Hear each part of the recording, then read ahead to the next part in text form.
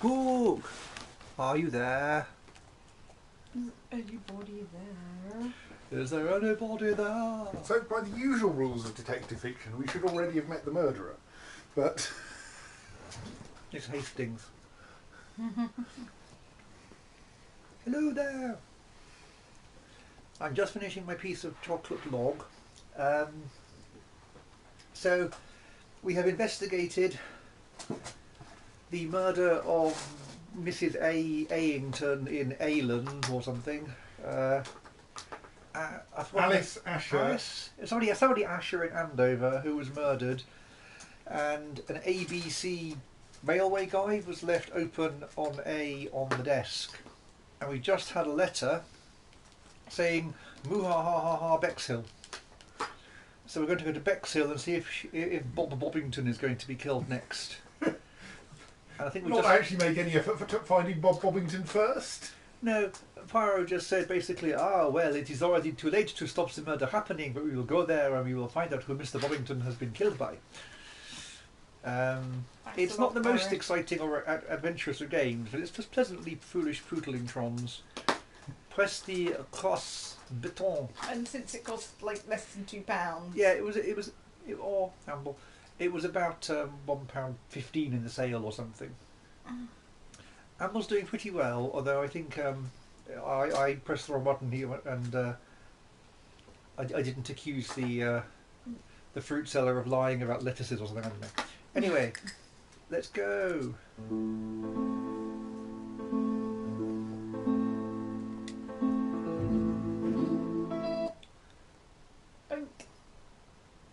As far as we can tell, acting in the same way as Hercule Poirot means checking your moustache looks sufficiently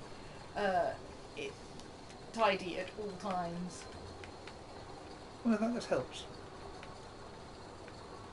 Occasionally you seem to get it by solving. It is now the right time. Okay, let's not leave. I can investigate nothing except the open gate.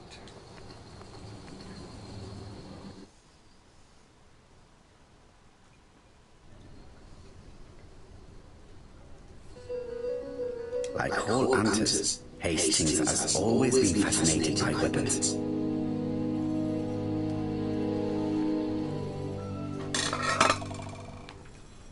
Right.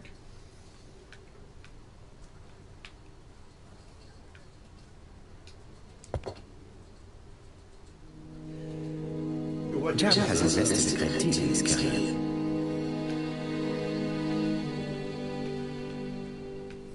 You've invested a great deal in Jap's career. Order of Merit Dispatch.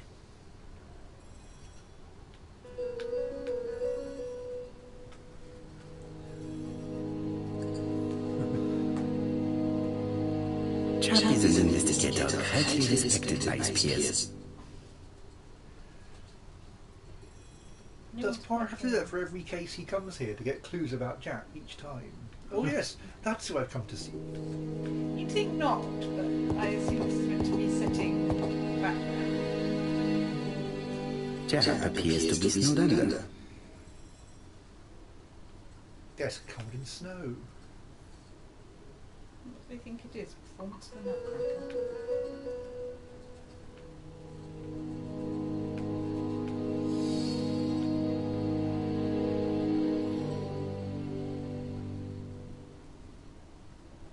Jack appears to already be overloaded with work.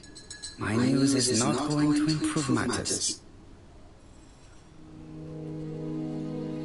Bonjour, Chief Inspector. I am afraid we have some bad news. I have just received another letter signed ABC. The next crime will be on the 25th in Bexhill-on-Sea. Are you completely sure it's from the same person? I have compared the two letters. There is no doubt about it. It's from the same type. I suppose you think he's going to carry out his threats. I fear so. Good God, Poirot. Bexhill is very busy at this time of year, and we have no idea who the next victim will be. Outrageous French accent.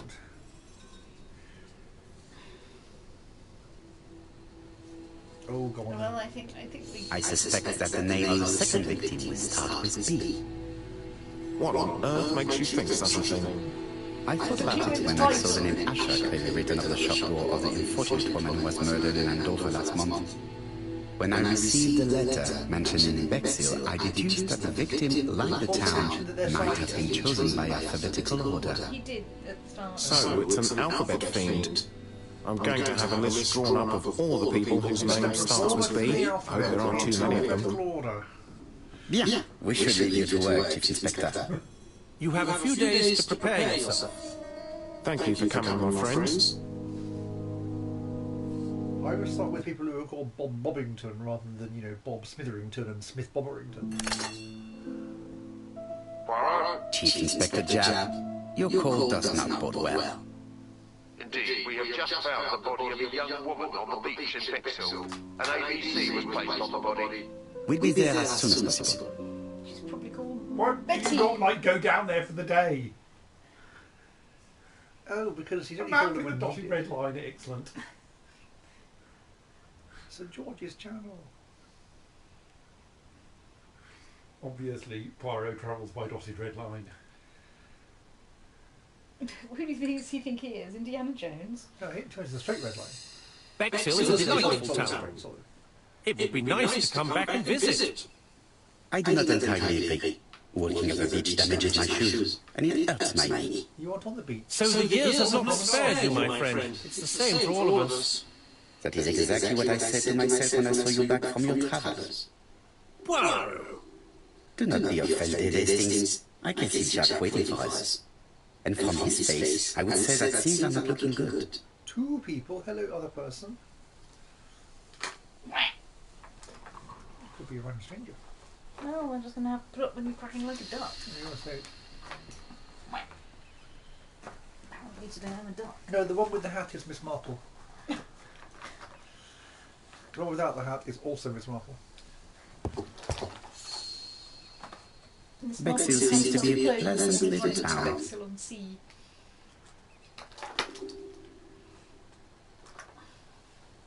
Modern bungalow. The thing is that Modern bungalow? The beach hut. Bexhill on Sea just makes me ask the question, is there a Bexhill not on sea? Might be. I mean, There's a Beckhill who sings silly songs on YouTube.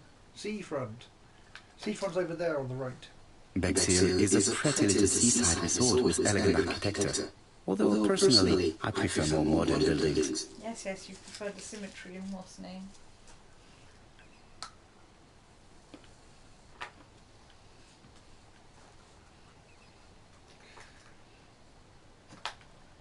No, apparently there is no Bexhill that is not on sea. Why bother to clarify? I mean, the old town centre of Bexhill is like a few hundred metres from the seafront, but still. Well, maybe you named it that to alert people that you are on the sea. Oh, let's go to Bexhill on the sea. You like going to the sea? Oh, so advertising thing. Yes. We should have the courtesy to go and see Chief Inspector Jabb before examining the crime scene. Should you now? I did wonder about having some sort of Yorkshire pudding things tomorrow, but that's probably very complicated. And also, everything's working. So you're going to walk all the way over there and then say, we should go somewhere else first. Yep. You haven't talked to Jack yet, you're not allowed to go to. This hut is locked.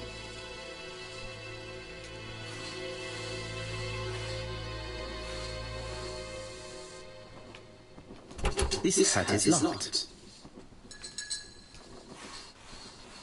You want to be the start of... This hut is locked. Can't believe it's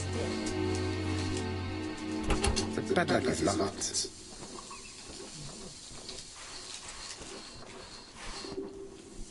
This hut is locked. Well, so 4 of them are locked, and one of them Padlock. The padlock is is a locked locked. padlock. So that's a suspicious difference. Claire! If Claire isn't here to be squooked at, can someone in IRC squook at Claire for me? Squook! Hooray! Hastings appears to be ill at ease. He appeared to be relatively indifferent to Mrs. Asher's murder, but the young woman's murder seems to be troubling him greatly. Well, hopefully we don't have to hear Poirot pronounce the word aunt again. Aunt? I fear that this case is far from being solved. Come on, Poirot. You'll find the killer. Set. But how many times will he kill before I do? Or at least 3, otherwise it would be called the ABC murder. Well, no, the letters are signed ABC. How do you do, gentlemen? So there may Chief only be Inspector? I fear your admirer has struck again, Poirot. We haven't yet identified the victim, but it's a young woman, 20 to 25 years old. Death occurred last night between 11:30 and 1 o'clock, and we found an ABC guide on the body. Was she pretty? Come on, Poirot, that's rather out of place. It has no bearing on the murder. Are you certain? For women it is often the most important thing. It often decides their destiny. The body hasn't been moved. You can see for yourself. Has the press been informed? Can you ask? Not yet, but I'm planning to. I haven't yet informed them about the presence of the ABC guide in Andover. Nobody has reported the young woman missing. Not for the moment. No witnesses, I imagine. Indeed. We've asked everybody who may have met a young woman fitting her description last night to come and see us, but I have little hope of gaining anything from it. It's early days, Chief Inspector, and the news may not have spread around the town yet. I hope you're right, Hastings. Oh, so do I.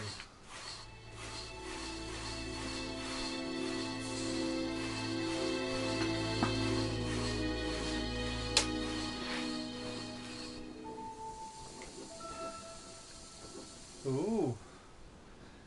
Someone's drawn an outline around a piece of string that was murdered. 7 things to spot, good lord. Can't count that high. Stop being your mathematician. The guide is open at the page for the Bexhill train times. Which is as many pages into the book as the other one was. A braided silk belt. It may have belonged to the victim.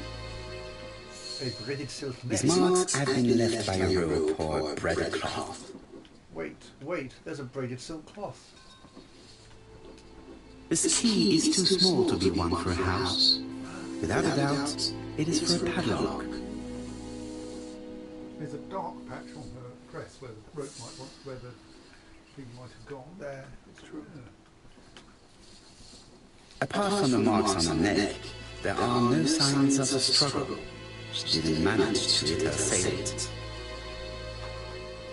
She appears to have toes on her. The young woman wasn't wearing shoes or a coat, and was not carrying a bag. That's strange. Either the murderer stole her belongings, or she put them somewhere safe. Maybe so that she could bath. Bath? Also, I observed that her... Oh yes, oh, right, you've already noted her dress, albeit not by saying it appears to be damp from the knees down. There's some, apparently I can look at her eye. Is that a scar on her face? I think it's like a cheekbone. Okay. She was a great beauty. Okay. Strange that chap didn't notice it. I don't go around. Let us now try and get our brain cells to work.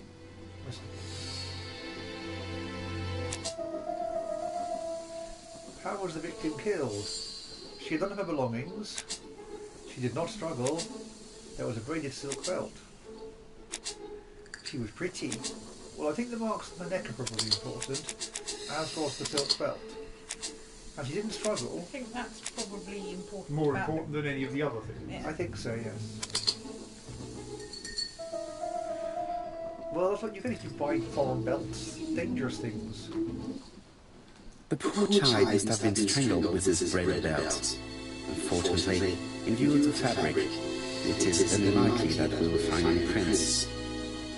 Let us now try and get our brain cells to work. You say brain cells, it says little grey cells, it distresses me. What are the common points between the Andover murder and the one in Bexhill? ABC. The ABC got over at the Bexhill page is not a common feature. At the relevant pages, but... And, I mean... Yes, I would say those Those two between them are the common feature. Yes. Given the options, yes. It's a very silly game.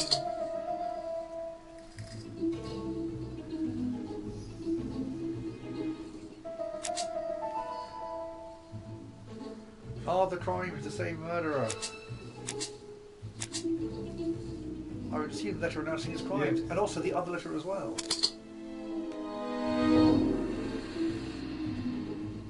I mean, it's certainly somebody using the same Is that not right? Gosh. Well, I mean, that's another one. That one would also indicate. And the press don't know that the ABC guide was found in Andover means they can't have told other people about it, so it can't be a copycat. Okay. I mean, a letter announcing it in advance, and The medical officer should confirm that the victim was strangled with his own belt. That's what I thought. She shows the usual signs of strangulation. With a little luck, we'll find prints this time. You are too optimistic, Hastings. Our killer is far too meticulous for that. well, let's go over to the padlock, the locked padlock.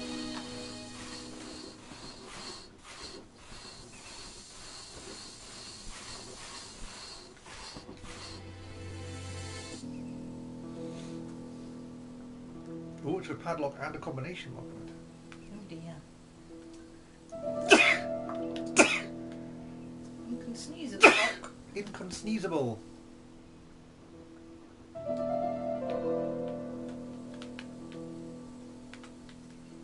A dual locking padlock. I need to find the code and then insert the key. Oh dear. I might go and see random numbers written on things. I think that might be the number 6. But the key is number 6. It's a very shiny key. Right, I need to find some numbers then. 9. I haven't done this puzzle yet. I mean, is it self-contained? Can I work out the numbers from here? Surely not.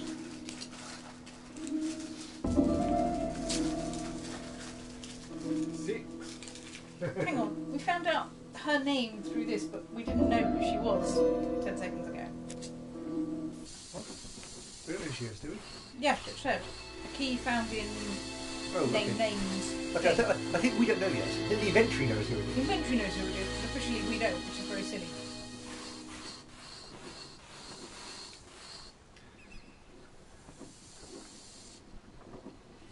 So I don't think I found the... Are there numbers on there that you can see?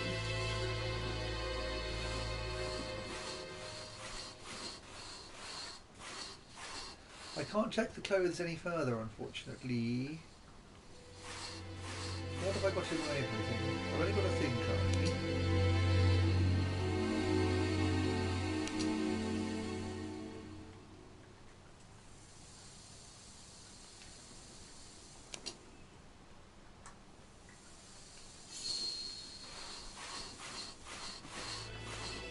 I don't think I can examine anything else in here. Let's go through.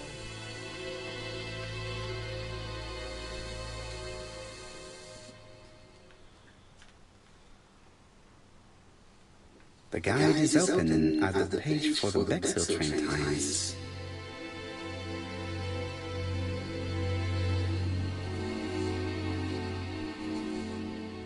Apart from the mark, upgraded. The problem is that having seen David Suchet has ruined me for all other Poirots ever. So, the beach hut is labelled 9, but the key is labelled 6. The first one's 9, and 8, then 7 and 6 is the fourth one along. Oh, right. She goes to 8, 7, 6. So, just number 6.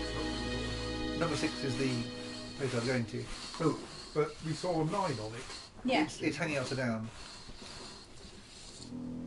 You see, it's the pin missing at the top. Yes, I see. Can I say... observe that now? You have a spare screw. Is there a thing holding it upside down?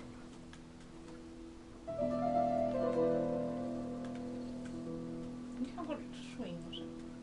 No. I can slightly 15. wiggle it. 715. Right, now we find the combination stone. Okay, it's a self-contained hamster.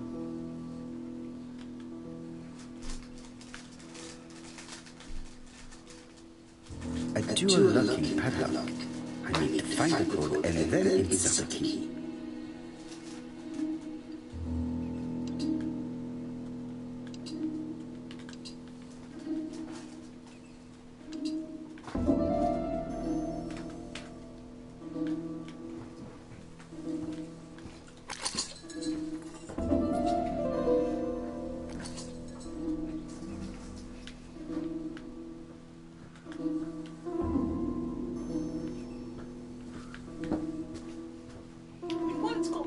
It's not really indie game piano.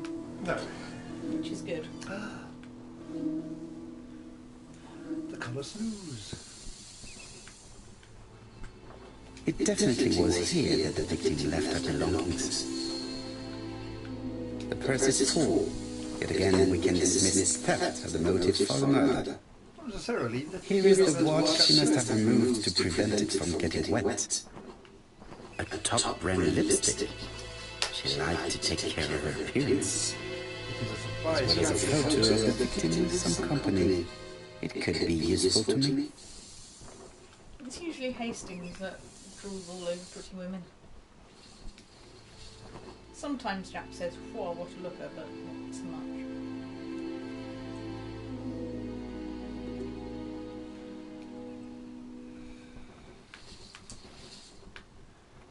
That is not interesting, apparently.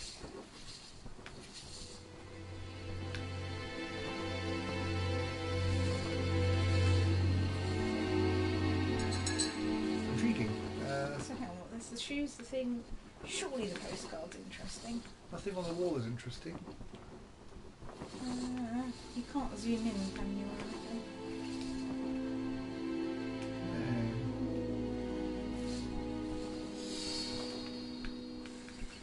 No, suddenly I can, okay. Okay. Betty's first day at work. Something. Mum is very proud of you, Elizabeth Bouvard or something. Betty's first day at work. Mom is very proud of you. Elizabeth Barnard, 7 August 1931. So, the young lady did have a name starting with B, and she worked as a ginger cat, an establishment that must be slightly further along the beach. Cheating. Well, it helps make it hard for Jack to find her. Yes. And Jack has gone to the police. The victim has been identified and her family has reported her disappearance. She was called Elizabeth Barnard, mainly Betty. She worked as a ginger cat at a cafe slightly further along the beach. But Poirot, how on earth? I'd break into her. Never mind. The other address? Yes, she lived with her parents on the street leading to the beach, number 22. Shall we go? You are far with special listings. Let the poor people take in the news first. Let us go and visit the cafe where Betty worked. let's make the police do the difficult bit. Yes, that's their job. They're getting paid for it. It's true.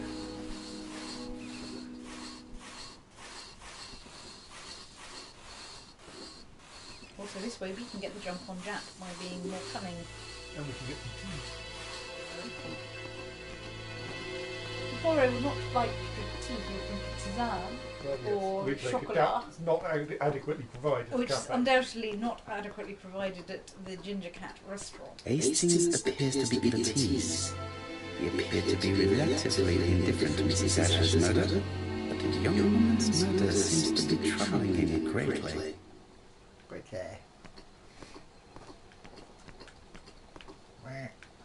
With all these tourists, these shops must be thriving. I'm not sure where you're from, Poirot, but I fear that this case is far from being solved. Come on, Poirot. You'll find the killer. Set. But how many times will he kill before I do? All of them. Ow.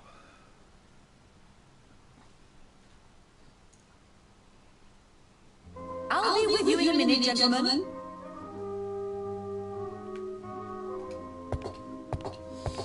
This is a well-laid table. Nothing is out of place, and above all, no creases. Overall.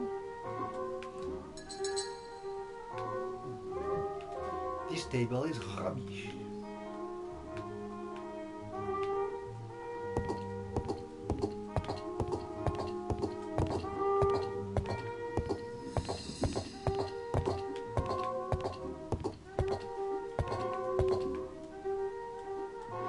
That could just be his accent.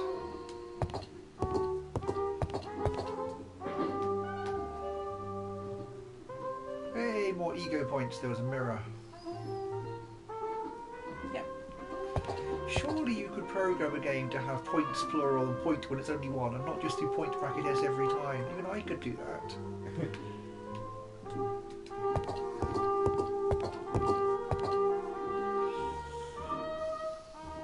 Something tells me that she's the owner of the ginger cat. She has spectacles on her nose. She's not wearing a uniform, is the...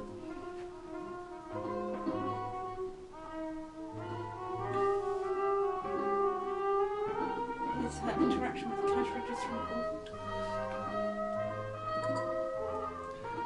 The setup is no different from when any game is being played here. Maybe the music is more penetrating or something, I don't know. But it's not loud, it's quieter than, say, Tomb Raider. This woman must be the owner of the ginger cat.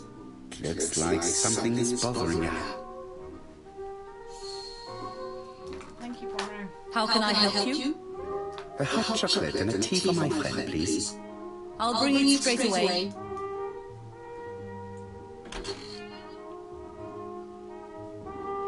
Well, maybe it's 1930s. Okay.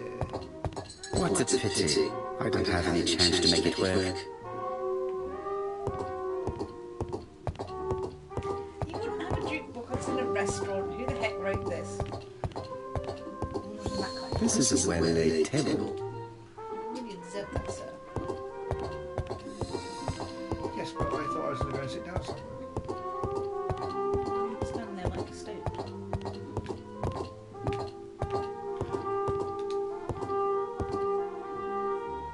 I need to know the time range during which Betty was working on her home.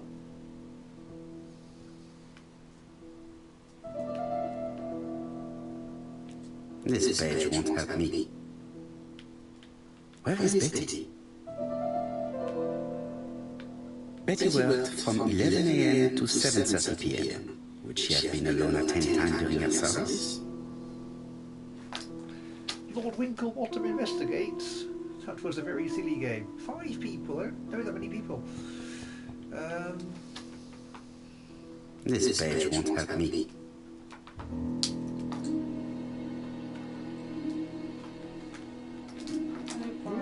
These are the different waiting staff fields. Which ones were written by Betty?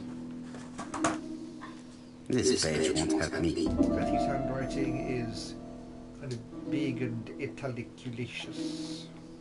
I see that Poirot's ego is fully intact. Most probably a single man, a whiskey lover, maybe the murderer. This bill may have been written by Betty. There is probably another one.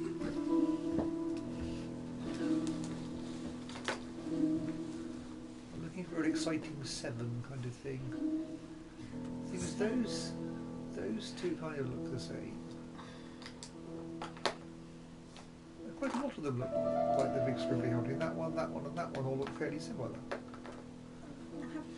Zoom in and go oh, you meant to only pick the correct ones. I don't know. Because that looks a little bit different to the D. Maybe they're the same? I don't know.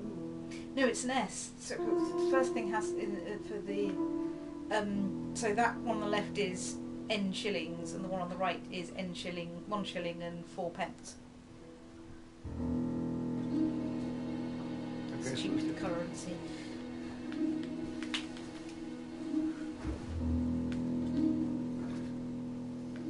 No, not Most probably a family. Wrong button. What? Betty served a family and a man of his own, a whiskey drinker. I was trying Maybe to the look at murderer. that, but This information will help me to progress. that was the starting menu. What? Gentlemen, what are you doing? We are searching for clues, mademoiselle. My name is Hercule Poirot. I am a detective, and this is Captain Estes. Does Betty Barnard work here? That is correct. She should have been here a while ago. Punctuality is the first rule of politeness. I fear that Miss Barnard will not be coming today. She has just been found, dead, on the beach a few hundred meters from the cafe. How awful. Poor young thing. What happened? She appears to have been murdered. This is most distressing. How this will affect my business, I shudder to think.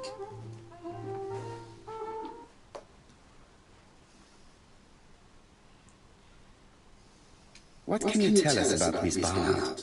Nothing, absolutely nothing. Miss Barnard was my employee, her private life was none of my business. You did know at least that she had a young man. Indeed.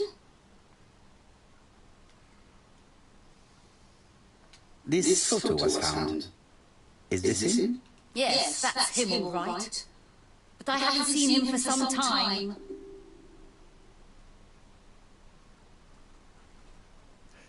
I find young people today very hard to understand. You needn't tell me that. A few weeks ago, they argued just outside the cafe. Imagine what my customers must have thought. I hope for you that it was an isolated incident. It must be difficult to keep a respectable establishment if your staff show themselves to be so shameless. The young man only made a scene the once. Jealousy, no doubt. It must be said the young girl was very pretty. Thank you for your time, Mademoiselle Marion. You have been of great help.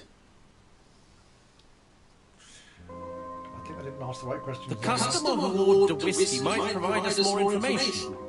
He may have been the last one to see Betty alive. It is an interesting idea, Stevens. Maybe he is a regular guest. What do you think, mademoiselle? I don't think so. Our regular guests tend to order tea and cakes. At this time of the year, there are a lot of tourists about you never see again. That's what I thought. Time to visit Betty's home.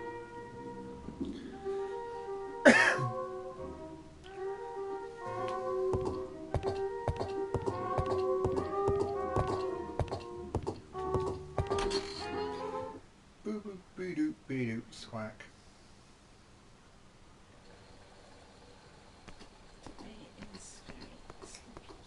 Mine more chickens.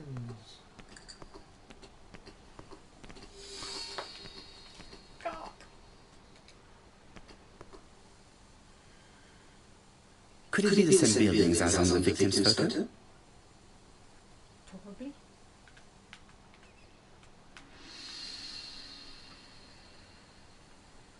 I don't remember the photo. Sorry, that just reminded me extremely tangentially that I was rereading Nana Tarm's Pratchett novel recently, and he explicitly made the box brownie joke.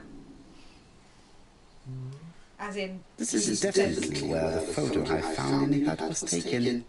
You put a brownie in, spelt brown E-I, in a box, and they do the iconographs, the pictures, referring of course to the iconic box brownie camera.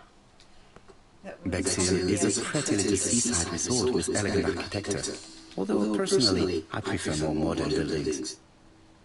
I'd forgotten that he made the joke explicit rather than just putting imps in boxes and assuming that you'd make the connection between imp and brownie. Why is there a connection between imp and brownie? They're both small, pixie-like little magic creatures.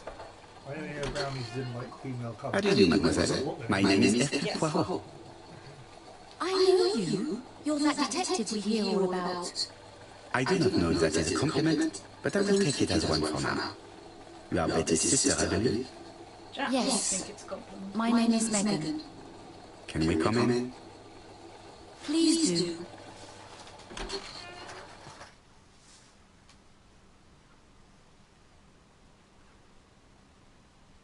My parents are at the police station. I doubt they'll be up to speaking to you later. Do not worry, we will not bother them. Did you know your sister's plans for yesterday evening? No. I arrived by train this morning. My parents called me in a panic when they discovered that Betty had disappeared.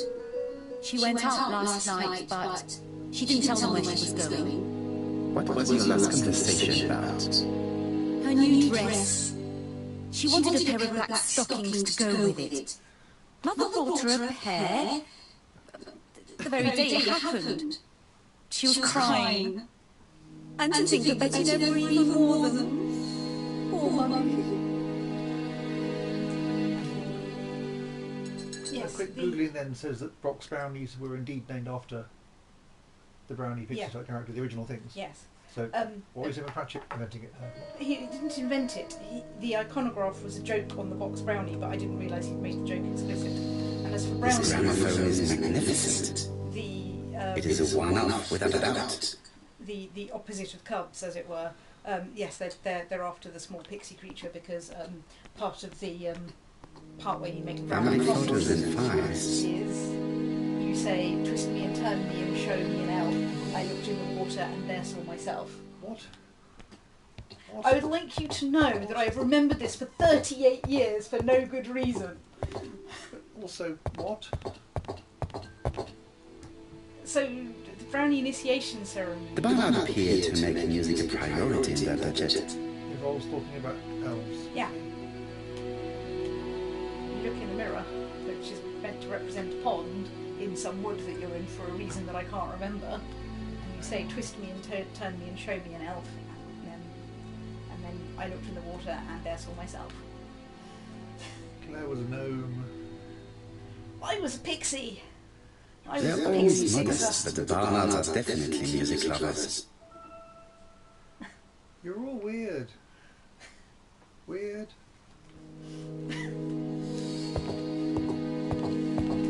It would not be polite to visit the house. Sorry? What were you in Cubs then? What was I? As in, what pack, team, hamster? I mean, the pack of the building was called Salamanca, just named after whatever that was. Surely you were in little subgroups within that. No. Okay. I don't know, I've never been a cub. I became a seconder and a sixer and then left.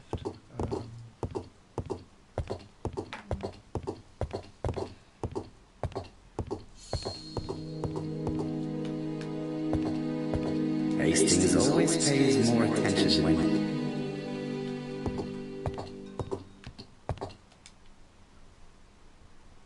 What is she feeling at the moment?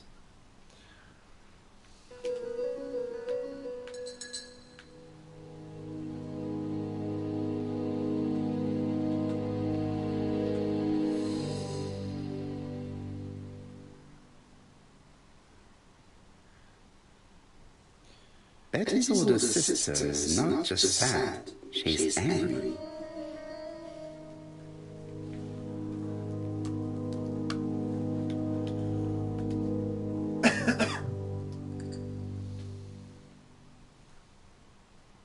Your sister had a fiancé, I believe? Yes, he's called Donald Fraser.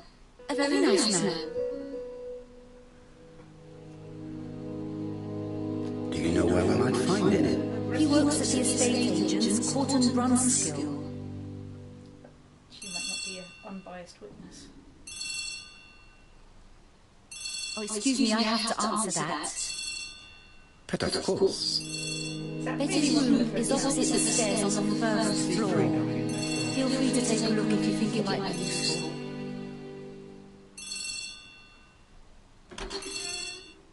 This young woman is far too clever not to have anything else for us. Do you think she's hiding something? That is what I'm trying to find out. Surely you don't think she did it? I did not say anything of the sort, but young women always ruin your judgment, Hastings. Who knows, maybe Megan was jealous of her tight young sister. I see. She may have had her sights on the inheritance. Or maybe she was in love with Donald Fraser. We have to study all scenarios, even the most unlikely. But I don't think Mr. and Mrs. Barnard are rich enough to justify murder. While I try and get Miss Barnard to talk, I would like you to try and find Donald Fraser.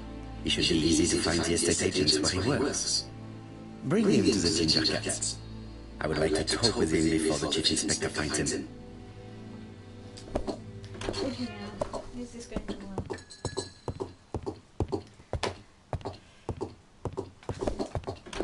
Of course I shut the lid on the sink, which is why my IRC window isn't touching any. Mirror. Which is it's kind of pink.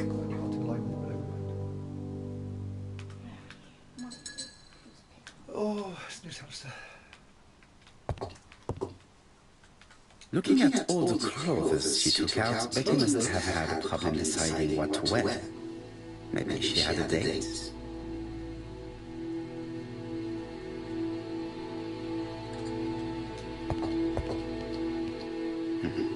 A box of new stockings. Stockings are making me suspicious because in the second box of new It stockings... looks like Betty has a very busy life. And was she strangled with stockings rather than her belt? Don't you? Poirot surely would have noticed that. There would be a different shape and blah blah blah fish.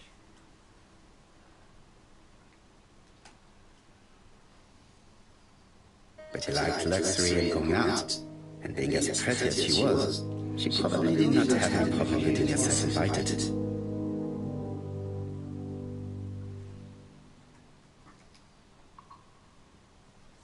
It looks like Betty was also a music lover, the same as her family.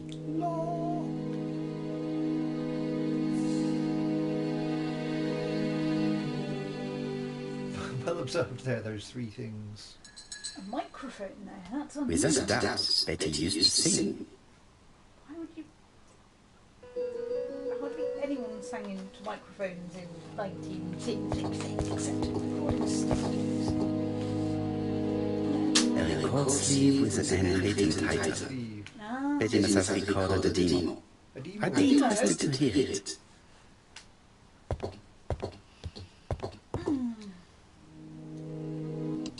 Something in this club bothers me.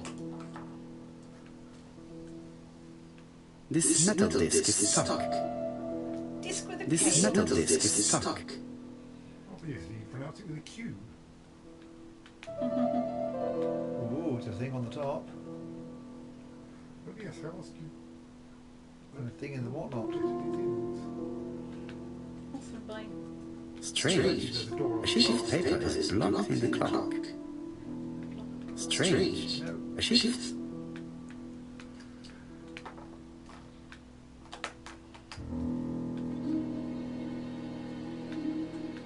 Such a faff to open things in this game.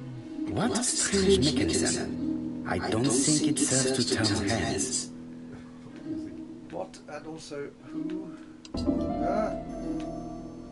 The cogs are blocked by these wooden panels.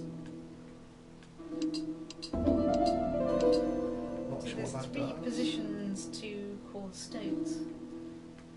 We can't tell what they do. So you need to turn the right one anti-clockwise to pull that bolt down, I mean bottom right one, and the top left one similarly to pull that bolt up. Yes, but I don't know what these buttons do. The cogs are blocked by these wooden panels. Let's back out and see if I can put anything else on the box first of all. This wooden panel is blocked. I can't open it.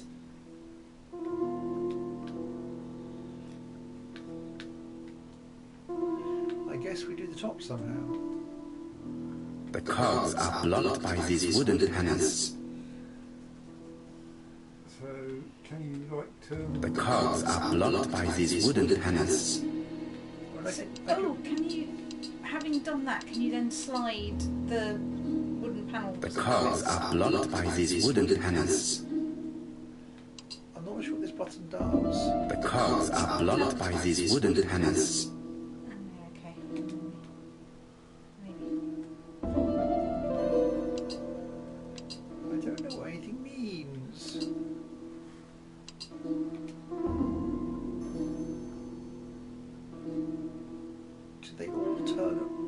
something confused. Well, no, first the one's controlling the. Because that one and that one. I mean, those two need to rotate. Yes, to clear those two need to rotate first, and then the other two need to rotate, and then the cam in the middle will rotate, which will operate that, which will push that rod, which will do something elsewhere in the clock. But once that one goes in, presumably that then points upwards with whatever this thing is. No, I think that vertical thing runs behind the bolt. Oh, attached to that. And is attached to that pivot. The cogs are blocked by these wooden panels. I know. I'm quite well aware of this. The cogs are blocked by these wood. So all I can do is tweak these buttons here.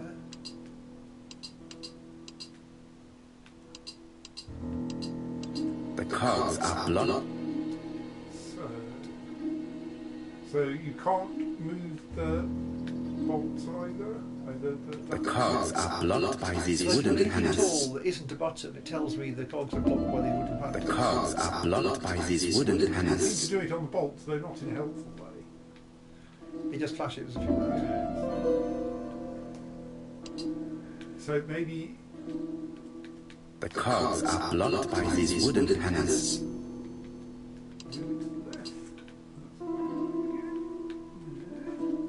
The cogs are blocked by these wooden panels.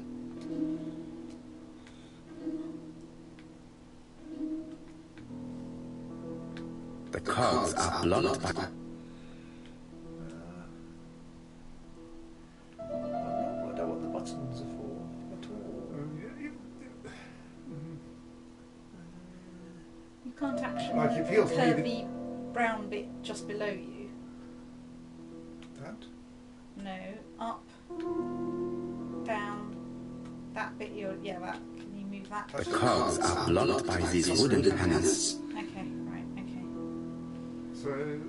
I mean, but the obvious thing is have all the switches. That there's something that requires all four switches to do something, and maybe only requires all of those switches. Let's look around. Maybe there's an instruction. Yes.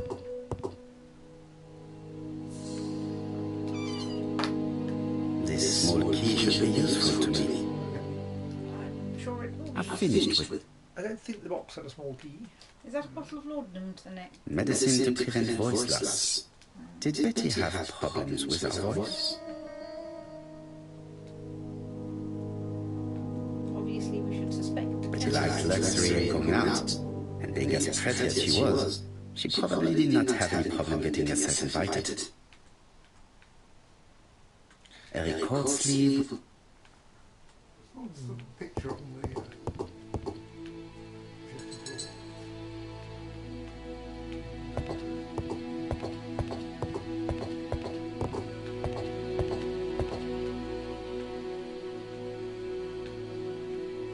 It does look like a self-contained thing. A box. The colour blue. Looking at all the clothes, No, I think this looks like a self-contained state, you know. Right. That's just a thing.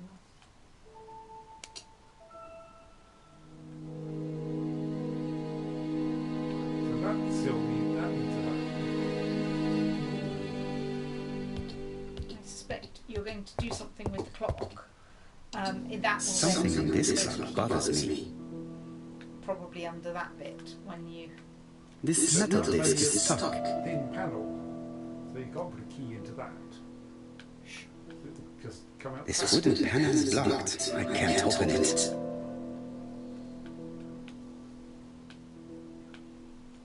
Are there any markings on here that give us a clue? There's the time, but that's all. I was thinking. Those are just hinges. This wooden panel is blocked. I can't open it. Sneeze. I'm going to go back to the cogs, I'm afraid. Chicken. What strange mechanism? Oh, wait. I don't think it serves to turn hands. So the switches are left on the left and middle on the middle. Yes. So if you move them all to the outside or to the inside,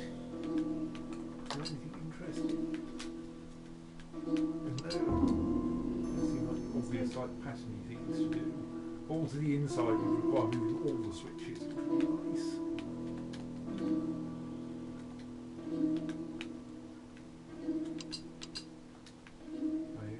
For some reason I think they obviously have to be symmetric because the mechanism's symmetric. But it's got to run 80 degree symmetry. True, yes. Nothing hints to do this, it's just not put a random blibbling. We can cause a random blibbling. The cogs are blocked by these wooden panels.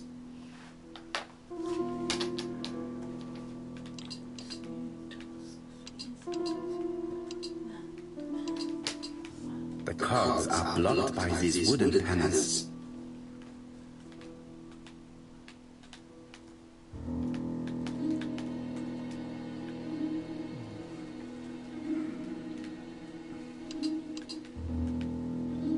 The cogs are blocked by these wooden panels.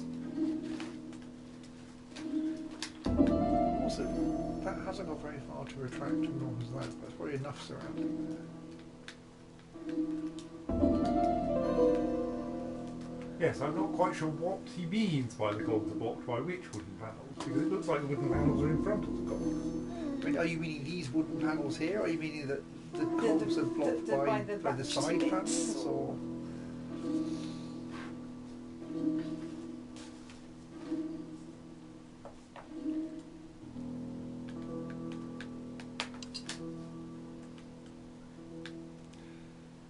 Can I centre them all and remove the outer casing?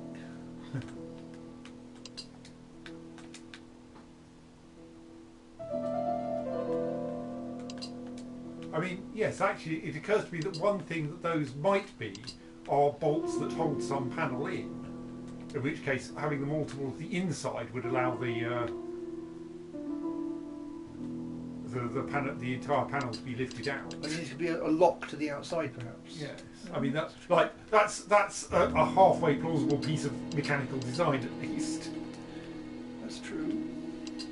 Whether you have an operation for they'll lift the panel off. But the fact that you've got three positions rather than two is a bit weird.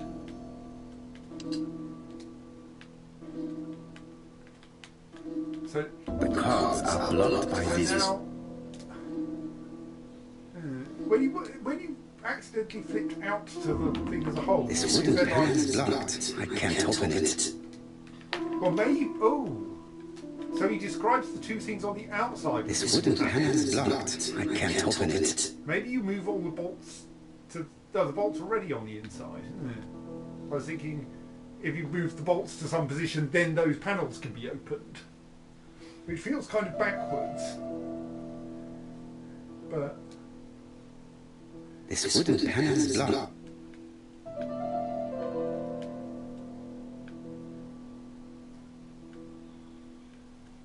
That disc is very old as well as it's attached to it. So, oh. It didn't do it before. So what time should we be setting it to? There, that's better. Is it? What? You randomly flabbled and got lucky. I think that seems appropriate for a four-leaf clover trophy. What? That's true. This metal disc is stuck. So, what's the clock time setting thing? Simply a. Ooh. Oh. Ooh. Oh. Can you unscrew that then? Could the screw be slightly loose? Could the screw...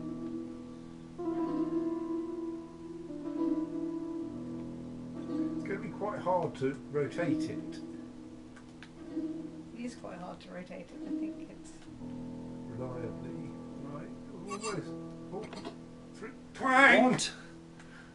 What? This decoration appears to be fairly fastened. What? That didn't know. So I think you removed one of the hinges from the panel on the other side. This decoration appears to... It's not a decoration, it's a foot. This wooden panel is blocked. So is there still one foot you haven't inspected? This one. This decoration appears to be...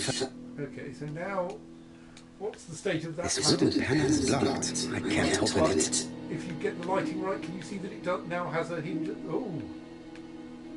No. This leg is not attached. That's not a leg, you've got them backwards. Good. It should be possible to open the wooden panel. What?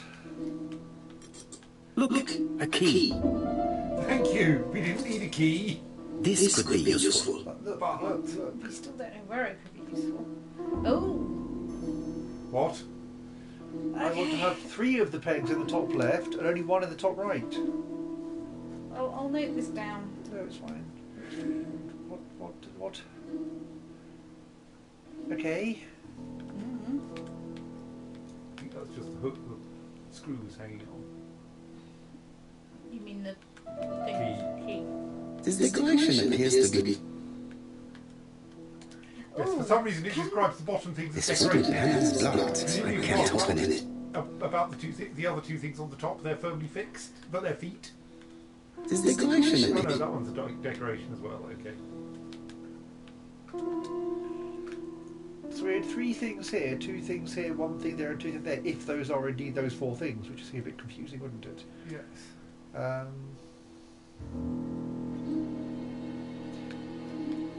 The cogs are blocked by...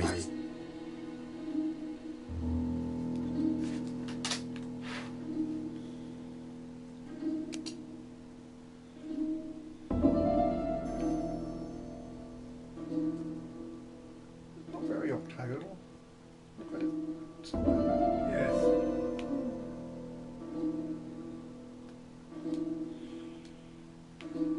Okay, now what?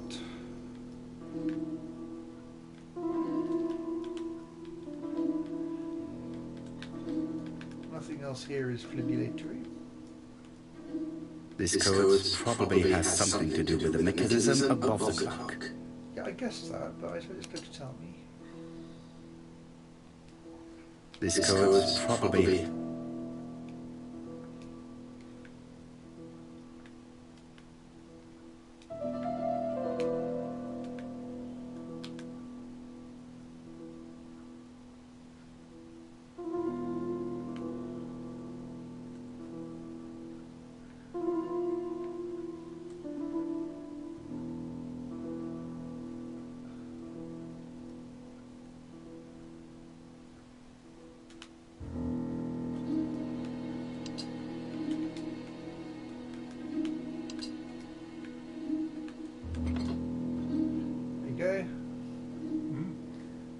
I guess that 3, 1, 2, 2 meant position 3, position 1, position 2, position 2.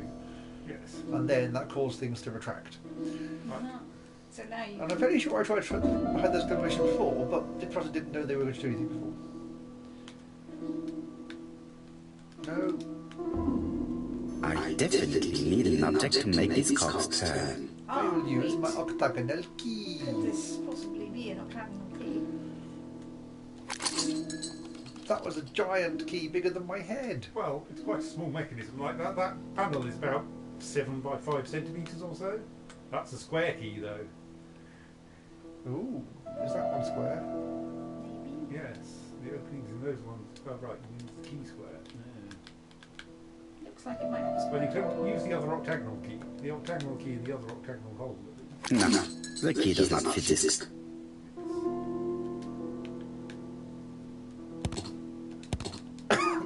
No, that is completely the wrong kind of key. But the top left one will be fine.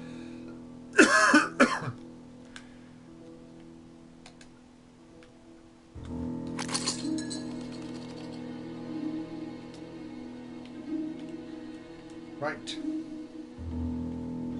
Try again. This is unlikely.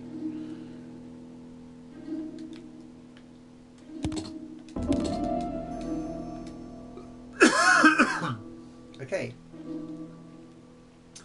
Maybe let's open the this left-hand side. This wooden panel is locked. I can't open it. Presumably these. So, can we find a square key from somewhere? At least be from the clock. I can't go and remove. Well, you fiddled the... Is there anything with the hinges? No? So can he move the hands again? 6 p.m.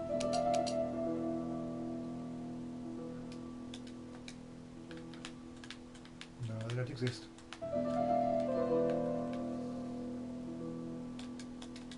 So actually, the centre thing of the mechanism was also controlled by an octagonal key, but I presume you can't operate that because it's still locked.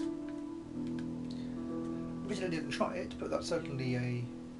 Oh, they can now turn. Presumably, it would push them out to the side. Oh, Actually, yes. Turn it clockwise, yes.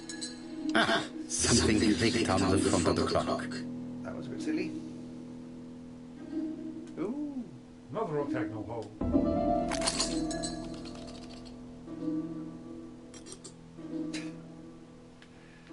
This is very silly. This could be useful. Does the clock actually have like a mechanism? No, that's why. Betty, I enjoyed a wonderful evening in your company, and I hope that we will see each other again very soon. D. My dearest Betty, I know that your art is already spoken for, but you are the most beautiful dancer I have ever had the pleasure of meeting, and I am impatient to see you again. Adrian.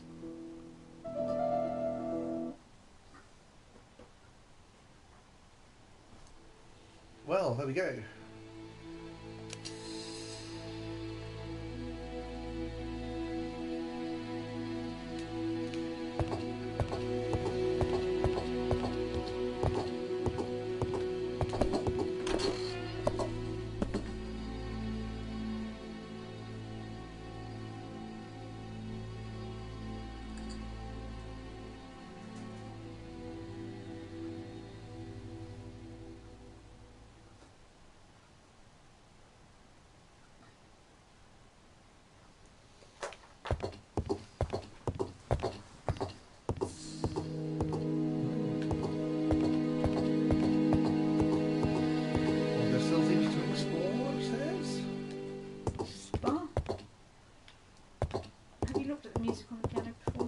It is now the right time. Okay. Don't do that then.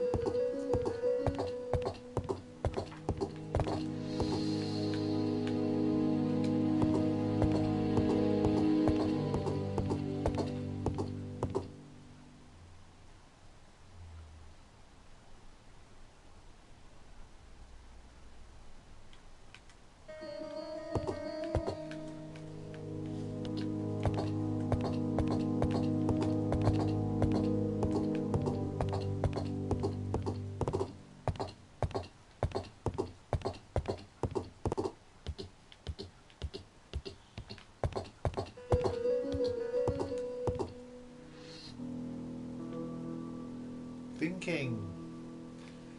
Pop. Yeah.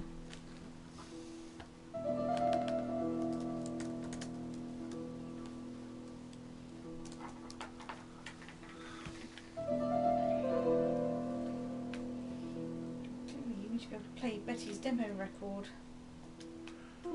It's true. The thing is, it's upstairs and I couldn't pick it up, so... That doesn't work. I must have forgotten a step.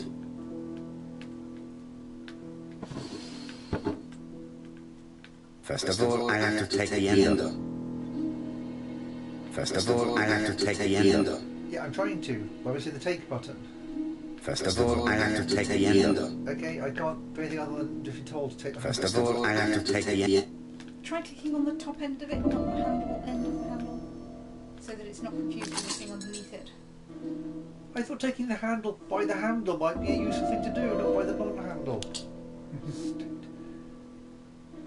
So, what is this mechanism? I need a clue to let me make it work. What? That's not how this usually works. Also, I think some of your symbols are upside down. Okay. Ooh! Ah. Locks. Right. Right, which ones can you move? Right, you can't move that. Indeed.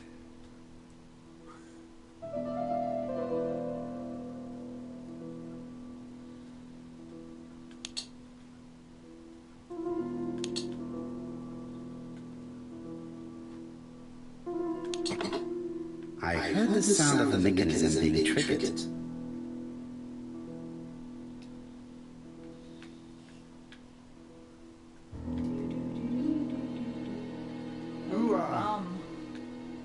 Right. Do we have any clues for this yet? No. Let's come back to this later. Possibly having seen other things on this object.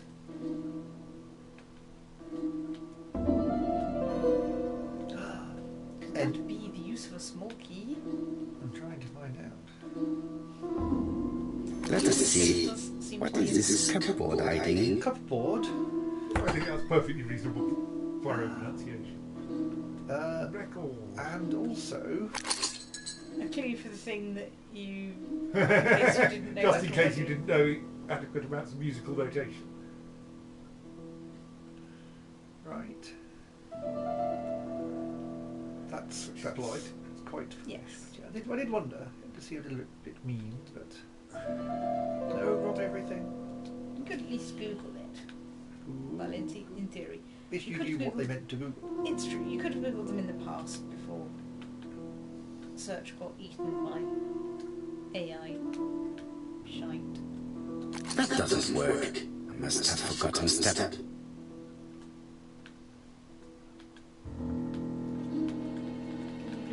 else?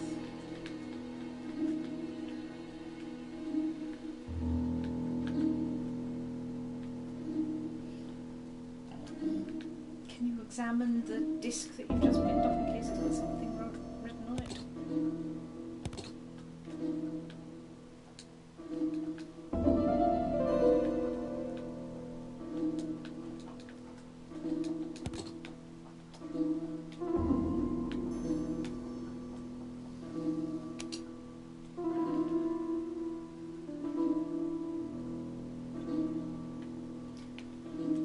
What's that? 781 or 78I? 78T.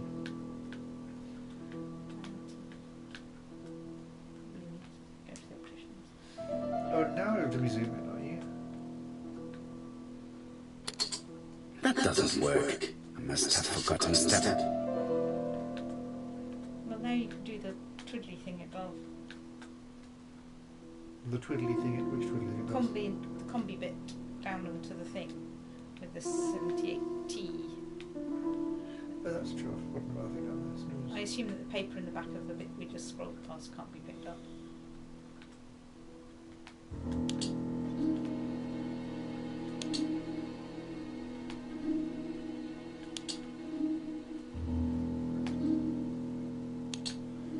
We'll be here a little while.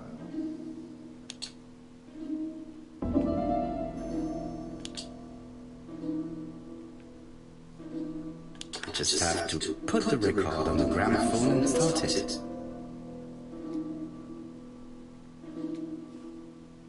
Obviously you have to put combination. That doesn't work. I must have forgotten step.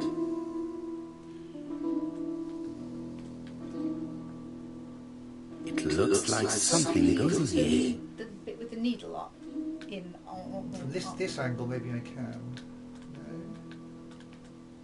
Surely something. There's a hinge or something. That doesn't work. I must have forgotten step.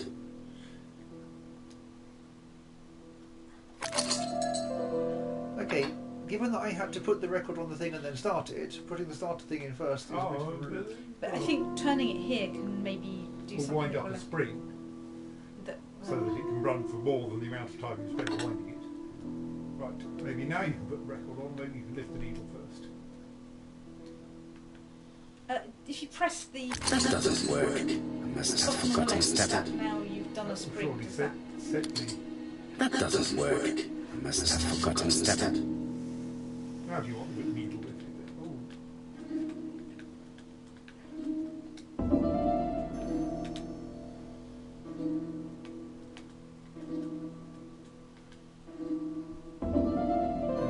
is that? Ah. Right, now you put a disc on. Probably.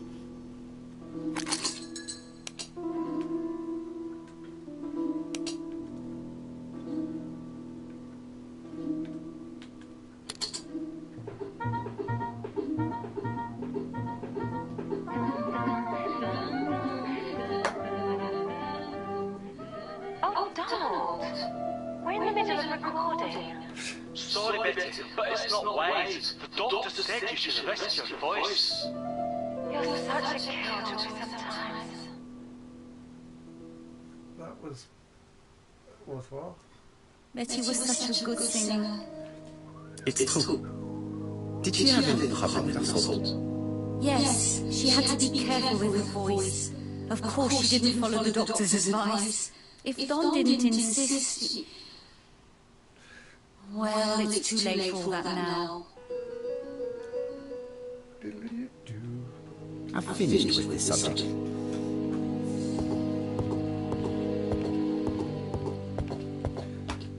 I accuse you of murdering Donald. He's not It dead. looks like this woman is single, but she has feelings for someone. What? What? I think you might be leaping to conclusions. Maybe she's holding a picture of a young man.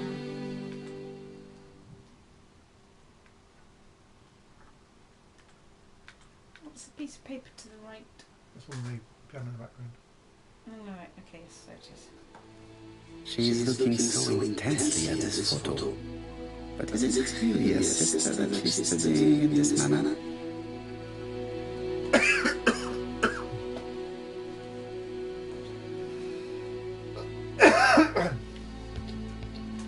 Falcon's eye, eh?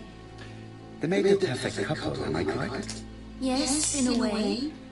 She was pretty and I he... think she was Well, probably pretty. He's a bright man, with a promising career ahead of him. He would have made Betty a good husband. He was always attentive and generous. Oh, a true gentleman. I hear a note of envy in your voice. You must have heard wrong.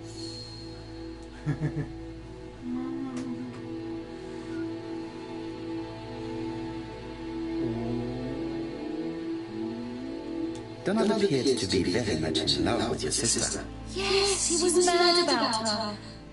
Mad, you say? Being madly in love can often be destructive, and Mr. Fraser was known for being jealous, I believe. No more than average. Men are always slightly possessive, especially when they are with a pretty woman.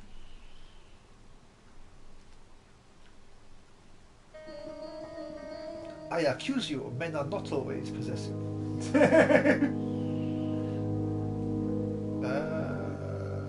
Which they do. Copyright, did we not? I am not your enemy, Mademoiselle Bernard. And you are not my friend either, Mr. Poirot, sir. Yes, but your lies are not helping Mr. Fraser, or you, for that matter. I know that Fraser was jealous, but I don't know why you feel the need to protect him. Protect him? I hope you're not suggesting... That you are Fraser's accomplice? There is nothing to suggest that, at least not yet. It would appear that your sister's murder is the second in the series that we have to stop as quickly as possible. The first was in Andover, and the same as your sister, the murderers sent me a letter informing me that a crime would be committed in that town. Now can I count on your honesty? Yes, you have my confidence, Mr. Poirot.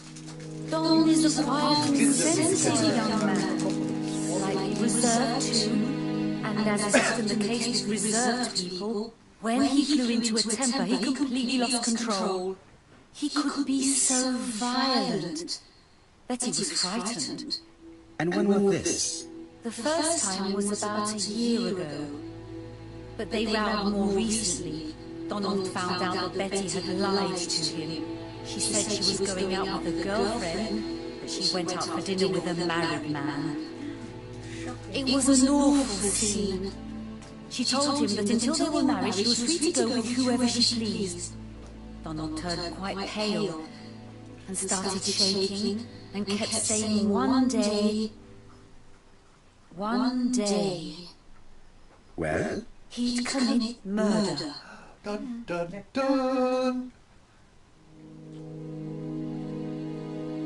Do you think that is what happened? No, Mr. Poirot, I don't believe that. You yourself said he may be a receipt of this madman.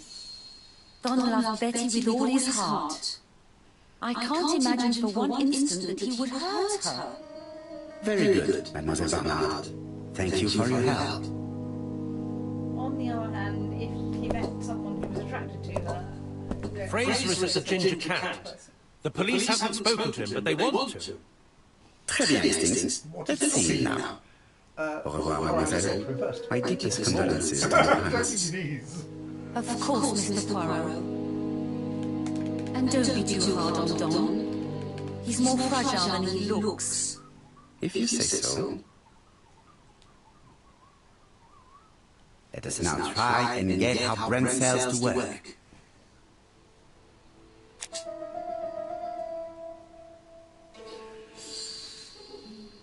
What had Betty planned to do with her evening? She had probably planned to meet someone that evening. She used to go out a great deal, together with little Donald.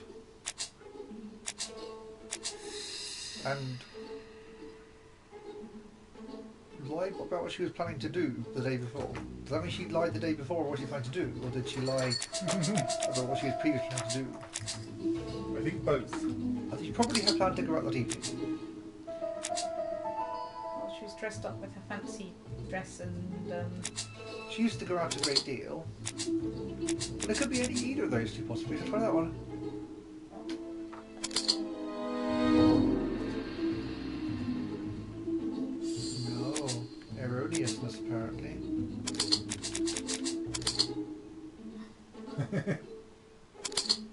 Well, there we go.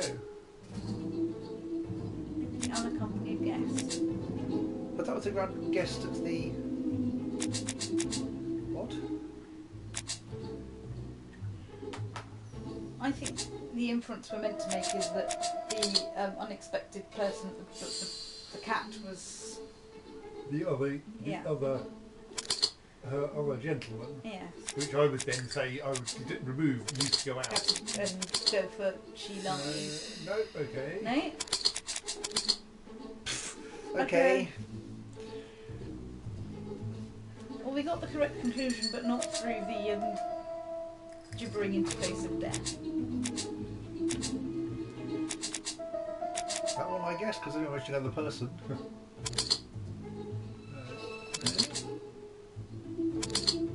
Surely it must be that one, but that seems a bit weird.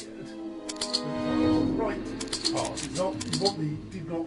Okay, the marks on the neck. Part. Okay. I don't know how we got. Let us now try and get our brain cells to work. That was just bizarre. Well, you keep looking at the photo of Donald and Betty. Yes. And she liked Donald Fraser? Yes. I think those are your two. I mean, she's now the sole heir or something, but no. She's not in any sense.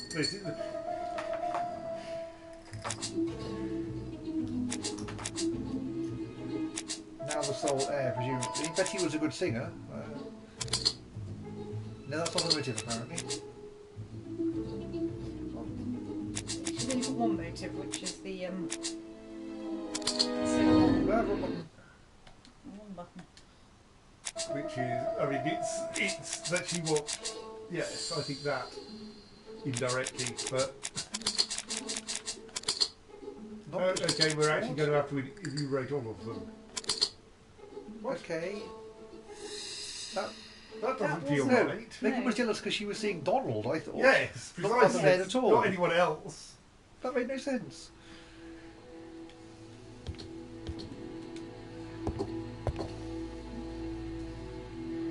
Mr. Poirot, I don't like being stared at. If you have something to say, would you please say it to me? Possibly she also thus felt that Betty was unfairly mistreating Donald. Hastings is always pays more attention when young women have any questions. Snatched Donald out from underneath her, as it were. Yeah. Am I now done? What? You got a bunch of points for whatever. It's quite an unsatisfying collection of dodgy yes. deductions. That was just a total. For some dodgy lack of deductions. You've seen Fraser, Hastings. What is your feeling? He's a big chap. Fragile isn't exactly the word that springs to mind. I talked to his landlady before seeing him. She went to bed at 11. Fraser wasn't home yet. Bien. Megan Barnard said he is a reserved character but with a nasty temper. We will see if this is the case.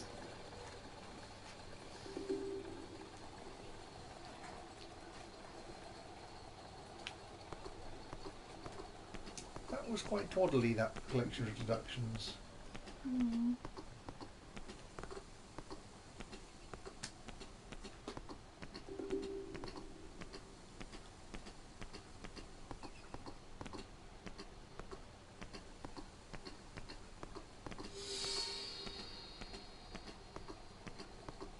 Oh no!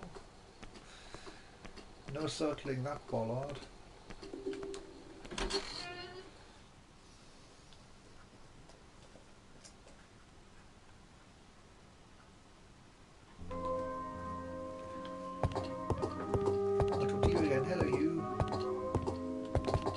Finished with this. Hey you, object behind the counter. How do you do, Mr. Fraser? You Hercule Poirot. Really?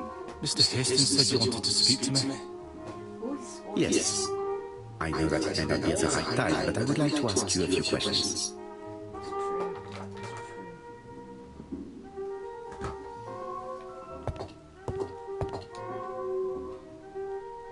This man looks suspicious.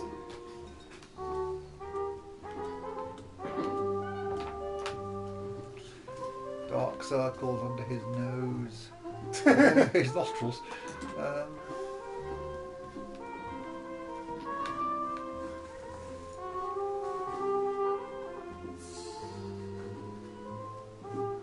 Donald Fraser is in a terrible state, as if he hadn't slept all night. And he's drinking white horse. That's a whiskey, so there. Leave me alone.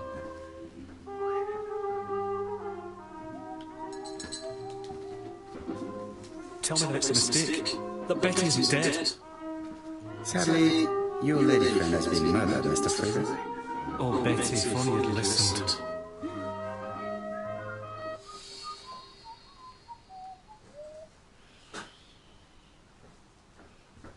Did you visit Betty yesterday afternoon? No, I haven't seen Betty for 2 days. I was at the office yesterday afternoon. Can you prove that? Of course. But why this question? Betty died yesterday evening, didn't she? Yesterday, a guest came to the Ginger Cat alone and ordered a white horse whiskey, and by the look of it, you also appear to be fond of this brand. Yes, it's a good whiskey and not cheap. I only drink it on special occasions. Or tragic ones. I understand. Do you know what Betty's plans were yesterday evening? She said she was having dinner with her sister.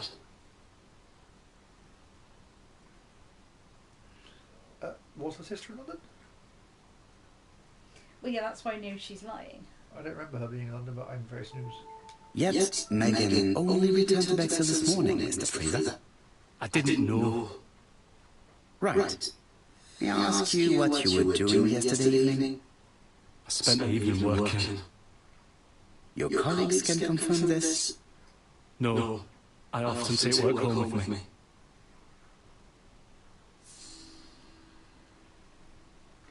Therefore, you have no alibi, Mr. Fraser. That's right. But that doesn't make me a murderer, Mr. Poirot. I would like you to leave now, please. Oh dear, I got that wrong probably. I should probably have accused him of lying. Ah, I knew I'd find you here, Poirot. I thought the victim's young man was here. Yes, he's all yours, Chief Inspector. Let us now try and get how Brent fails to work. I'm probably just get around running again. Did Donald have a motive for Betty's murder?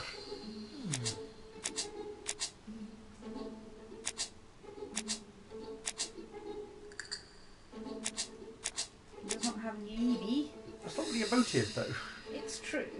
Your motive is that you haven't got an alibi. Yeah, I mean, if we're going to say they're both carried out by the same murderer, we don't really care about his motive for Betty's murder. None of these seems to have a motive other than Betty used to go out a great deal, or maybe that annoys you? nothing seems relevant, and he was in love with her. Well, the answer might be no, he doesn't have a motive. Yeah. But By virtue of being... But then we only have that one for... The closest to being a motive might be that he was in love with her and she used to go out. yes. Can't think of anything else that works. That doesn't work. What? I mean, being violent isn't necessarily a motive. No. I think some of this has some rather loose wording. Yes.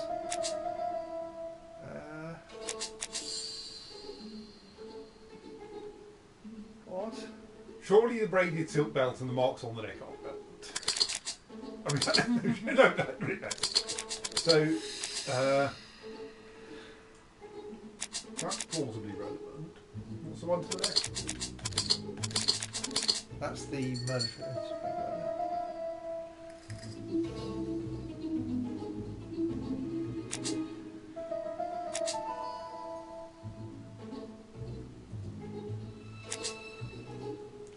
Nothing seems to really work here.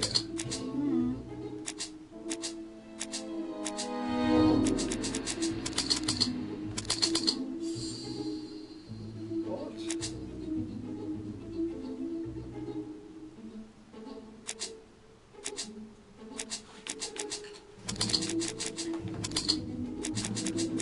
I really can't see anything into motives at all. I could brute force search, it's only 7 choose 2. But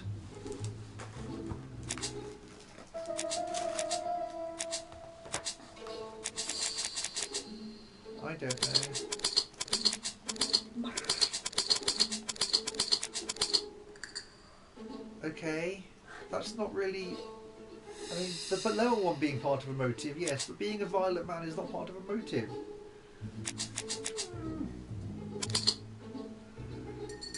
I mean, it's. If you treat it more as potential cause and motive, then Yes. then it might not be unreasonable. That doesn't make sense. But okay. All you know of.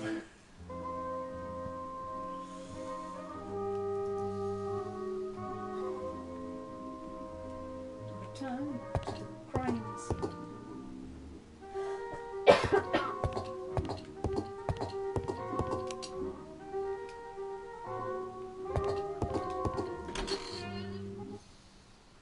Walrus moustache.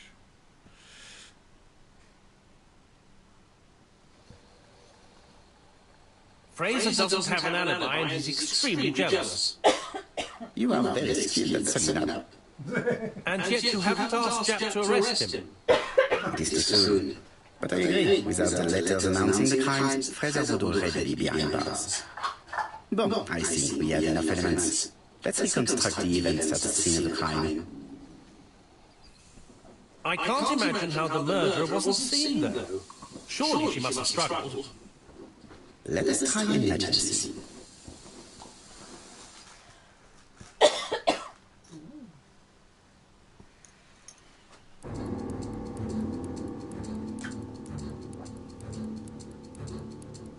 The killer and the victim are walking on the beach. Miss Betty has a bag, a belt around her waist, and carries her shoes in her hand. Both of them walk slowly to hut number 5.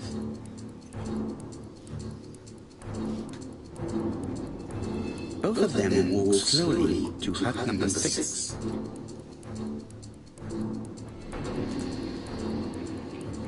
Miss Betty enters the hut. She leaves without her belongings, then she hides a coat. Why did he put it in the right position to be more hidden?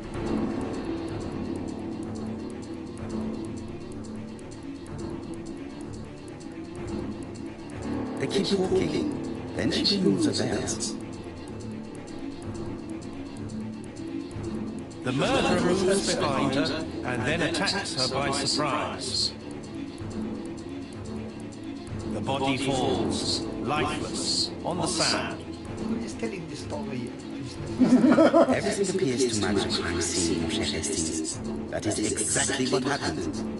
Which you could have told anyway without any of the questionings that you've done. Very strange reconstructions.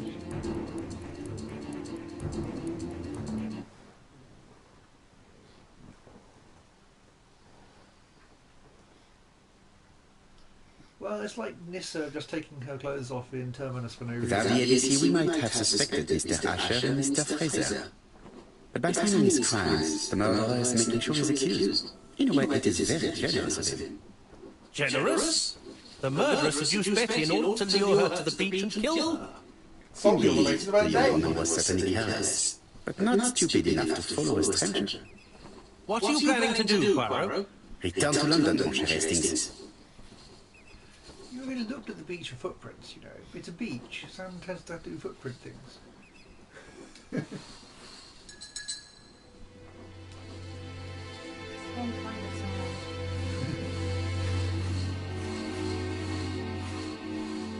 Right, to London. Stairs are hard.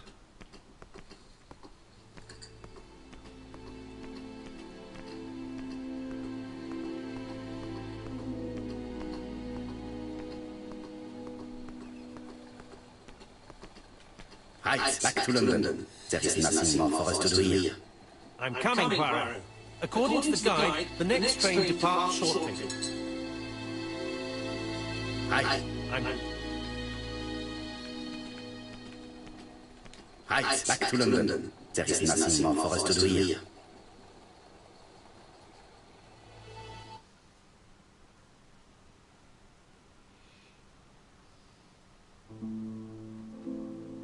Japp has decided to reveal details to the press. The alphabet murder is now famous. It is not a bad idea. The more people know, the greater our chances of finding out something of interest. Poirot, I have a bad feeling. Who lives in a town named C.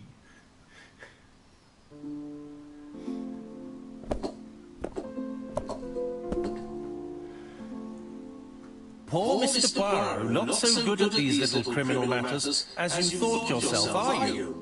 Rather past your prime, perhaps. Let us see if you can do any better this time. This time, it's an easy one. Churston on the 30th. Do try and do something about it. It's a bit dull having it all my own way, you know. Good hunting. Ever yours, ABC. Good hunting.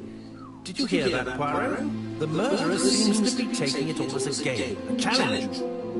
He will strike on 30th in Churston. We must warn Scotland Yard. What? Oh, the second is surely more Poirot. By the way, Hastings, what day is it? Well, looking at the calendar, it's the 30th. No time to lose. We must prepare our suitcases for Churston. Mon Dieu, it is already 10 o'clock. I will call Scotland Yard immediately. See, I think it was asking in a kind of Hastings, what day is it? Yeah. But it came across more as a Hastings, what day is it? Well, yes. That's because Poirot would be Trophy slightly earned. polite I've about it. acquired a pyramidal moustache trophy.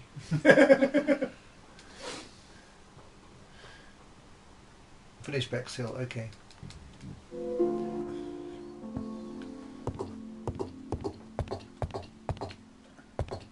Miss Hastings tore the envelope. Okay.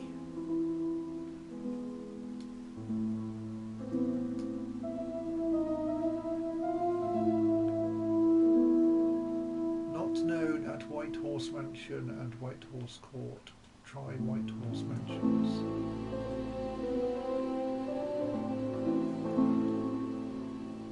What? Oh, Whitehaven.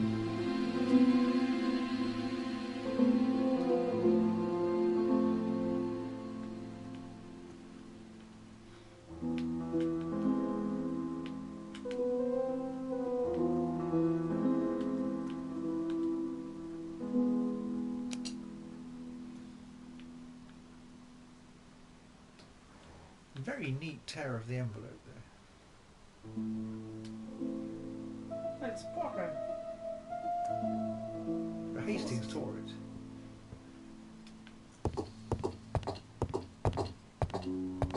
Got a very good letter opener.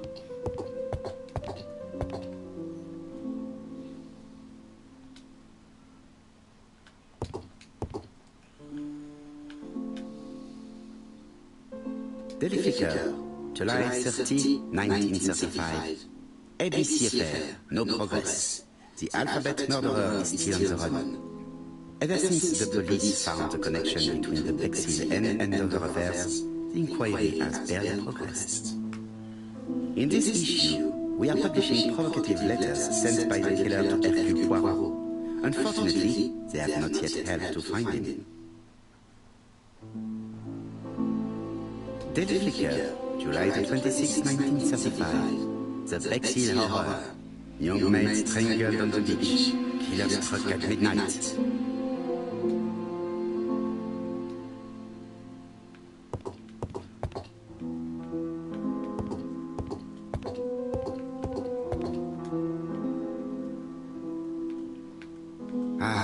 Some cool air. It is not a good time. I want to compare it to the letters, haven't I? So It is not a good... So going to the desk where the letters are apparently isn't good enough for comparing them, or something. Poor Mr. Poirot. Not so good at this.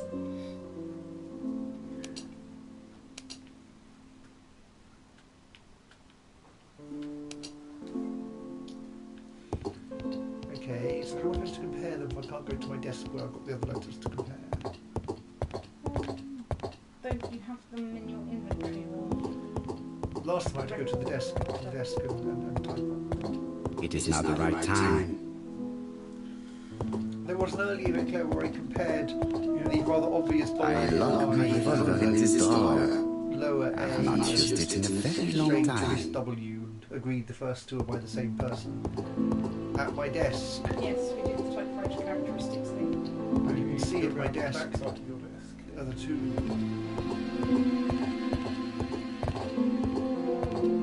And I have to say, It is not a good time. very silly.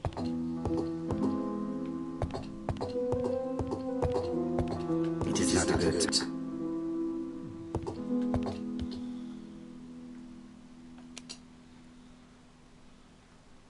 I would like to compare, but I don't know how.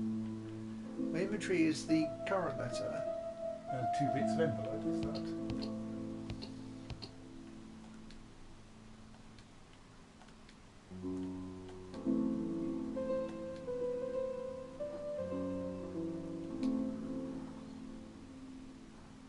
Right, yes.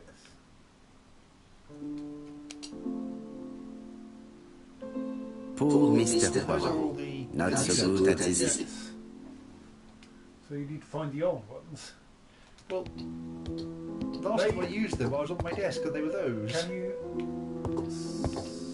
And if you select that, you get... It is not a good time. Can you select further to the right? Can I Not pick really a correct. thing up?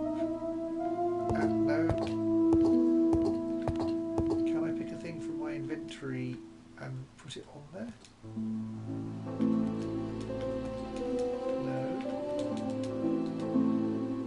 It is not a good time.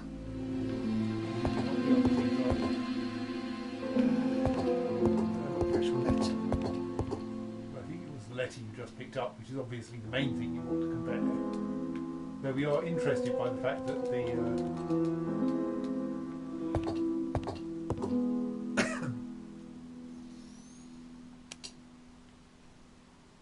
You'd also have call Scotland Yard on the list, but... It's true. I'm going to call them Hello, first chap. so I can compare. We received a new letter from ABC in the 10 o'clock post. Where and when? In Cheston. Today. Today? On a formal proclamation immediately. I've checked the train times.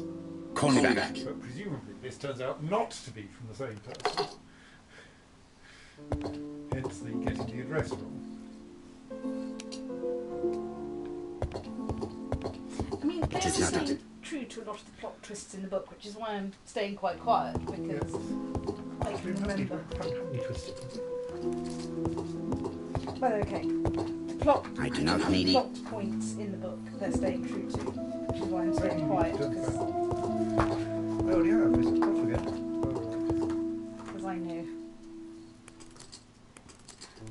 I know. some... It's gone off during the phone call. I don't know how to... hello? What are you doing? Hastings, what you are doing is an absolute disaster. That is no way to pack suitcases. Heavens, we must hurry! We have to get to Churston before the murder!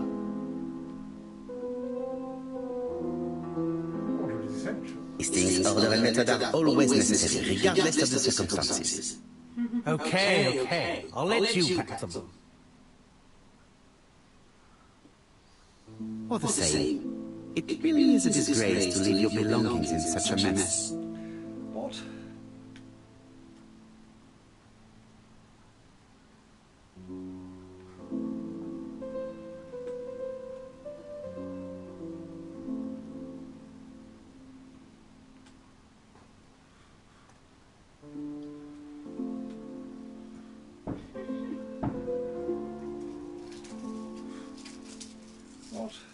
Voila. It only took a minute. Surely that's all going to fall over when you pick it up. Poirot, you were right.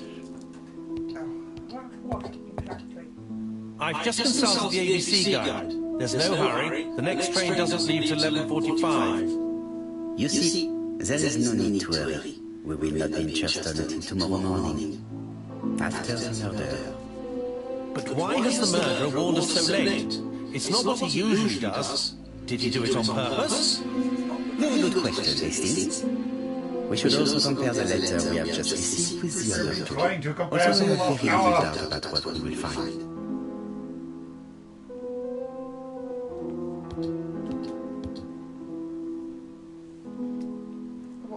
I've already investigated them, but I can do it again apparently.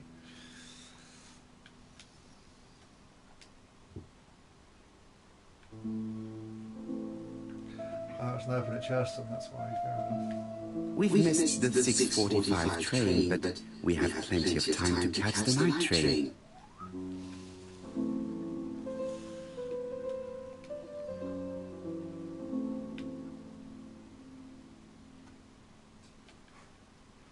Hastings' photo album. He is very proud of his bag.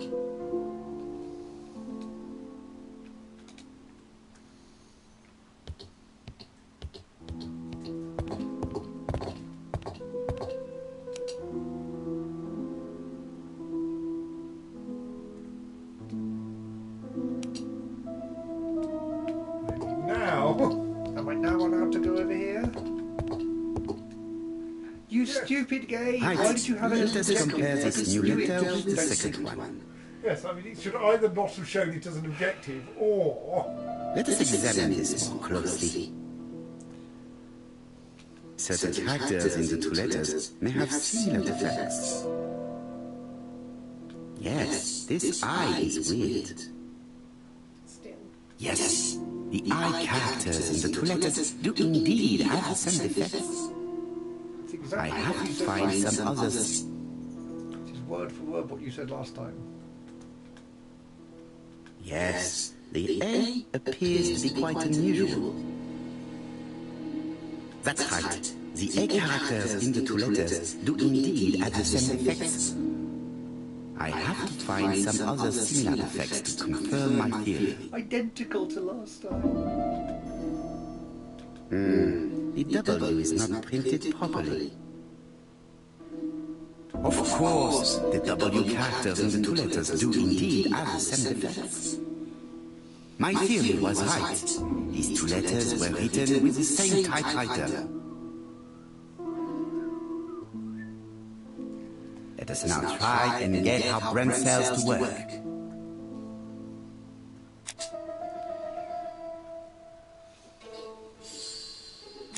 You made this with the permission of the Christie estate. You could at least get his damn catchphrase right.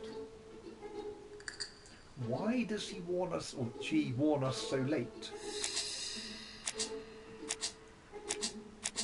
So wrong address. Yes, partly they didn't intend to.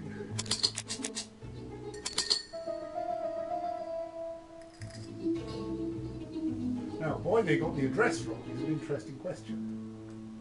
The letter should have arrived in time. The postmark shows that it was sent 3 days ago. However, our man made a mistake in the address, which explains the delay. What's the All the address? same, the post office took their time correcting the error. Yes. Come on, Poirot. Your address is not quite as well known as that of Scotland Yard. But You got it right the first 2 times. We don't know. We may Poirot, not the know if it's telephone. But surely Must we be Jack. will just at least suggest the idea that it might have been right or wrong last time you state.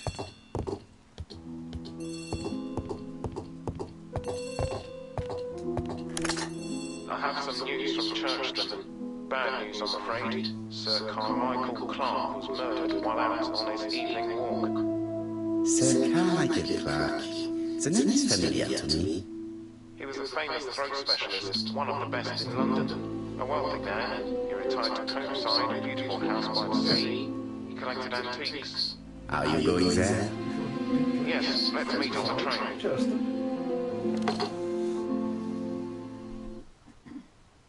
Yay!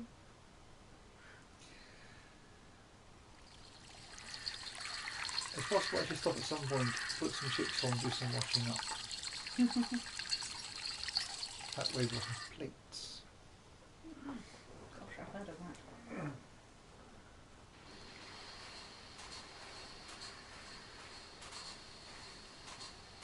The victim is called Sir Carmichael Clark, one of the best throat specialists in London. The body was still warm when we found it. If we'd been warned earlier, we definitely could have saved him. It appears that the murderer made a mistake when he wrote his letter. A mistake? Lucky for him. And what if he did it on purpose? No. He's defined his madcap rules and he's sticking to them. It's a matter of pride for him. Shall we go up to the house, Poirot? You go, my friend. I will come soon. It's wrong.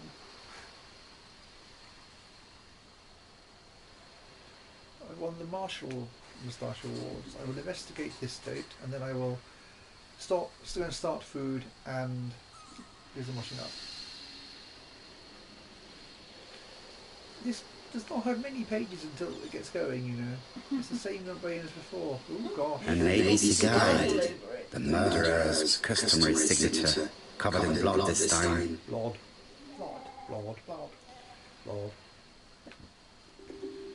Sir Carmichael's throat was cut.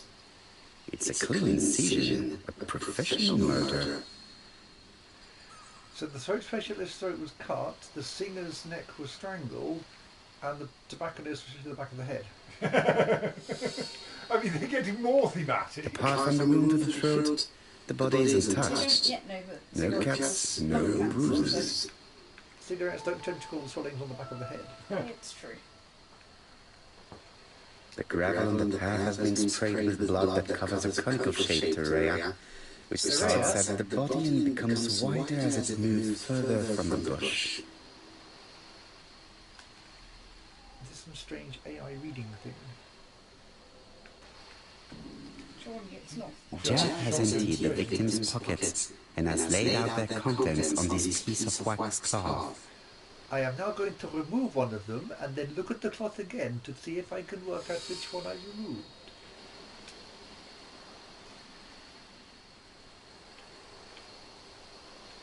It is pointless.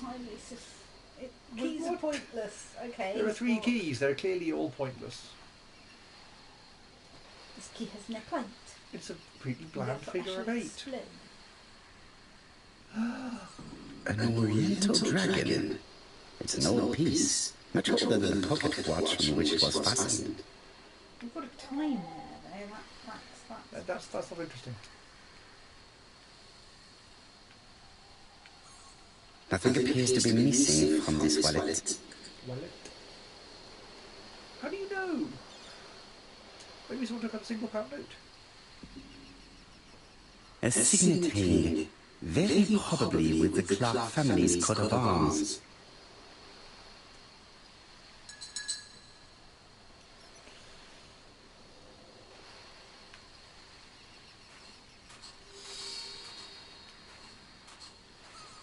The body is just in front of a bush, one of the only bushes in the surrounding area.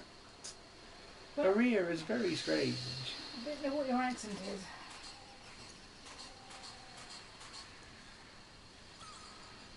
This place is very calming. This bird is not calming.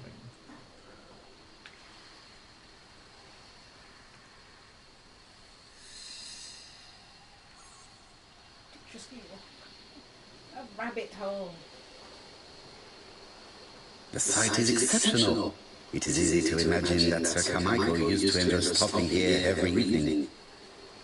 I mean, we can't explore the rabbit hole because we haven't got a warrant. Oh.